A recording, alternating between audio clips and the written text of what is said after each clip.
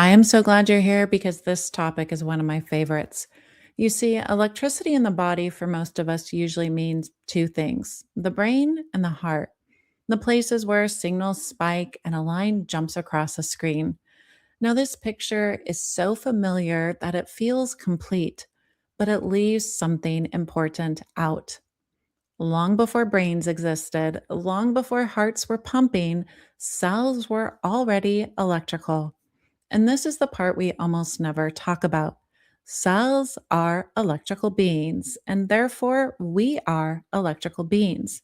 Not in the sense that we're made of lightning bolts, not in the sense that chemistry disappears or doesn't matter, but in the simple sense, the measurable sense that almost every cell in your body maintains a voltage across its membrane. Not just neurons, not just muscle cells. I'm talking skin cells, liver cells, bone cells, and honestly, the list goes on and on. Sure, they are not firing an action potential like a neuron, but they are holding real measurable charge. And once you see the body as electrical, the story of biology starts to look very different. So, we're going to begin with this question. If every cell in the body has voltage, meaning a difference in electrical potential, where is the voltage coming from and what exactly is it doing? But first, let's clarify what kind of electricity we're even talking about. Most people imagine electricity as motion, charges moving down a wire or a current. But in biology, a lot of the electricity is not motion, it's caused from separation. A living cell behaves like a tiny battery because it keeps different ions on different sides of its membrane. Now, before we move on, let's break that statement down. Ions are atoms or molecules that carry electrical charge. Some are positive, some are negative. That charge keeps ions from passing easily through the cell membrane. The cell membrane is a lipid bilayer. It is built from fat like molecules, and that structure creates a barrier to ions. Cells solve this problem by using proteins embedded in the membrane. They use pumps that spend energy to move ions against gradients, channels that open and close to let specific ions pass, even transporters that swap one ion for another. Those tools create and maintain an electrical difference between the inside and the outside of the cell. And that difference is called membrane potential. In many cells, the inside is electrically negative relative to the outside. In neurons, for example, a common resting value is around negative 70 millivolts. Other cell types can sit at different values. The key takeaway here is that membrane potential, electricity, it's not just a neuron thing. And also, it's not a fixed background number. It is a variable state, and that variety has purpose. It can influence what cells can do, including whether they divide, migrate, differentiate, and how they coordinate with neighboring cells. Speaking of neighboring cells, let's briefly talk about tissues. Cells in a tissue do not live electrically alone. They are coupled to their neighbors through direct junctions called gap junctions, and this lets ions and small molecules pass through. That means one cell's voltage state can affect the voltage state of the cells around it. When enough cells lock into a shared pattern, you get something that looks like a structured signal, a spatial pattern of voltage across a region that creates a voltage map. When voltage stops being just a property of a single cell and becomes a tissue level pattern, it creates an electrical backdrop cells can respond to. That backdrop can help coordinate what cells build, where they build it, and how a tissue keeps its structure over time. So now let's look at what tissues can do with that voltage. To begin, it's important to keep in mind that voltage does not just sit on the membrane like a static number. Remember, it changes and fluctuates, thereby influencing what is possible. A lot of the proteins embedded in the membrane behave differently depending on the voltage present. Some channels are literally voltage sensitive, so that when there is a shift in membrane potential, proteins that were closed can open, ions that were held back can rush in, others can be locked out. These changes alter the cell's chemical world. We have the same DNA, the same cell type, just different electrical conditions that create different cellular behavior. One common example is calcium. Calcium is not just a mineral. Inside cells, it acts as a trigger. Small changes in calcium states can switch pathways on, activate enzymes, and shift gene activity. Voltage helps set how easily calcium can enter and how strong those calcium signals become. In the pancreas, for example, calcium is a key trigger for insulin release, and voltage helps gate that calcium entry. In immune cells, calcium is also one of the main activation signals, and voltage helps determine how powerfully that activation can ramp up. So, in many cases, electrical states act like a control knob on chemistry, shaping which signals get amplified and which ones stay quiet. Now, let's look at a tangible example of how your body uses this for repair. When you damage your skin due to a cut or something like that, it is not just chemistry reacting to damage, it is organized repair utilizing bioelectricity.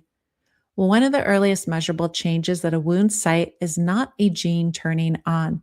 It is a change in electrical potential across the injured region. Intact epithelial or skin layers, they maintain ion transport, further creating a quote unquote normal transepithelial potential. But when that surface is broken, the organized separation collapses locally and produces electric fields across the wound's edge.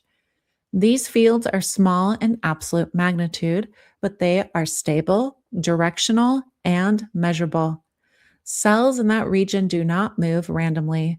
Many cell types exhibit something so cool called electrotaxis. That means that they can migrate directionally in response to weak electric fields. Keratinocytes, fibroblasts, endothelial cells, and immune cells, these have all been shown under controlled conditions to bias their movement according to electrical gradients. The field does not push them, but it changes orientation and cytoskeletal alignment. Essentially, it alters which side of the cell becomes the leading edge and where it moves. In other words, the wound does not just release chemical signals, it rewrites the electrical landscape. And cells, well, they respond to that rewrite. Now let's look at a different example. Across many systems, proliferative cells, meaning actively dividing ones, they sit at a more depolarized or positive value, while differentiated or stable cells, they tend to be more polarized or negative. Now, this isn't an absolute law, as many things in biology are not, but it is a recurring relationship. Manipulating ion channels, either pharmacologically or genetically, this can shift membrane potential and, as a result, alter proliferation rates, differentiation markers, and gene expression patterns. Voltage can modulate transcriptional programs by influencing calcium entry, intracellular pH, and secondary messenger cascades. This is not electricity replacing genetics. It is electricity tuning which genetic programs are favored. Now let's talk about how voltage patterns relay information that cells utilize every day. The spatial pattern can be seen using voltage sensitive dyes and genetically encoded indicators. Researchers can image tissues and observe stable differences in membrane potential across regions to provide voltage maps. The result is zones of relative positive charge and negative charge that persist long enough to influence cellular behavior. When cells are electrically coupled through those gap junctions we talked about, these states can synchronize and stabilize. A stable electrical gradient across tissues acts as structured information. It can mark boundaries, reinforce compartments, and bias how cells interpret what they are supposed to become and where they belong. This type of information can communicate what to build, what to repair, and what kind of structure should exist in the first place. Nothing highlights this better than regeneration. Regeneration is not just growth of a missing part, it's growth with memory. something genes alone do not seem to be able to account for. We're talking about a system that loses a structure, a limb, or is cut in half and then recreates the right structure again. If you cut a simple organism like a planarian in half, it builds what is missing, and the cells, they're not improvising. They are navigating somehow toward a target shape using, in my opinion, a bioelectric map. In regenerating animals, there's strong evidence that we will look at in the next video that supports that statement. So be sure to set your notifications because it's going to be a video you will not want to miss. Moving forward, a useful mental picture is this. Chemical gradients tell cells what molecules are nearby. Voltage patterns set the tissue's electrical state, which changes how sensitive cells are to signals and what genes and behaviors get turned on in response. So, if you change the voltage pattern, the same chemical cues can be interpreted differently, and the group can build a different structure. So, where does that leave us? We started with the comfortable picture. Electricity in biology means neurons and the heart, spikes, signals, lines jumping across the screen. Now, that picture is not wrong, it is just incomplete. Every living cell maintains a membrane potential. Voltage is not rare in biology, it is a baseline property of life. It is created by ion gradients, maintained by pumps and channels, and stabilized across tissues.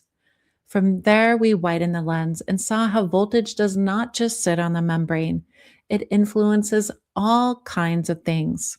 So, are we electrical beings? I hope by now you can answer that question. Yes, we are. Not because electricity replaces chemistry, not because it replaces genes. We are electrical beings because voltage is foundational in organizing living systems. It is everywhere, it is measurable, it changes based on conditions, and as we saw, it participates in control. Chemistry runs inside electrical constraints. Genes operate inside electrical environments. Tissues stabilize inside electrical geometries. Bioelectricity is not the whole story, but it is certainly not a side note.